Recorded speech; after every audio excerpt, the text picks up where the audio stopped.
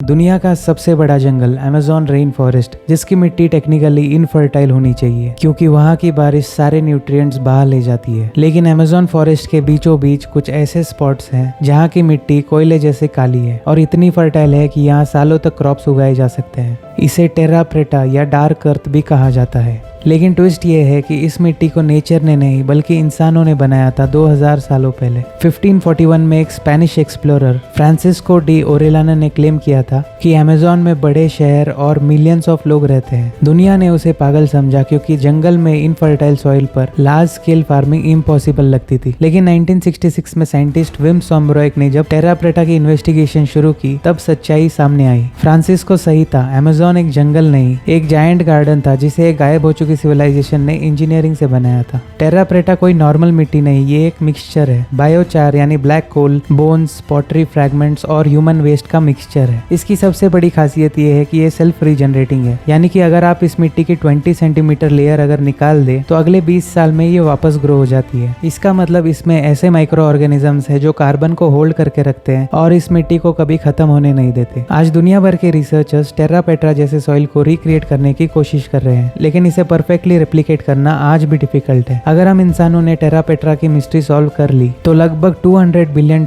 की global fertiliser industry तबाह हो सकती है। हमें केमिकल्स की जरूरत नहीं पड़ेगी। इस मिट्टी में कार्बन सिक्वेस्ट्रेशन की ताकत है, यानी ये हवा से कार्बन सोख कर जमीन में दबा सकती है। कार्बन एमिशन कम करने के लिए ग्लोबल वार्मिंग का सबसे बड़ा सोल्यूशन हो सकता है। लेकिन सोचिए, क्या बड़ी केमिकल कंपनीज और एग्रीकल्चरल जायंट्स ये सब होने देंगे? टेरा प्रेटा का सच दबा रहना उनके लिए प्रॉफिटेबल है। ब्राजील में टेरा प्रेटा को एक प्रोटेक्टेड हेरिटेज माना जाता है, लेकिन कुछ एरियाज में टेरा प्रेटा की इलीगल माइनिंग हो रही है। लोग जंगल से इस काली मिट्टी को निकालकर हाई एंड नर्सरीज और लग्जरी गार्डन्स में बेच रहे हैं। एक ऐसी चीज जो 2000 सालों पहले लोगों ने सर्वाइवल के लिए बनाई थी, वो अब ब्लैक मार्केट का सोना बन चुकी है। ब्राजील के गवर्नमेंट ने इसे नेशनल हेरिटेज घोषित किया है, लेकिन गोल्ड माइनर्स की तरह अब soil miners Amazon rainforest को छन्नी कर रहे हैं। कभी ये मत सोचिए कि पुराने सिविलाइजेशन के पास साइंस नहीं था। उनका साइंस हमारे साइंस से कई गुना ज्यादा सस्टेनेबल था। अगर आपको ये वीडियो इन्फॉर्मेटिव लगी हो तो इस वीडियो को लाइक कीजिए और अपने फ्रेंड्स के साथ शेयर कीजिए।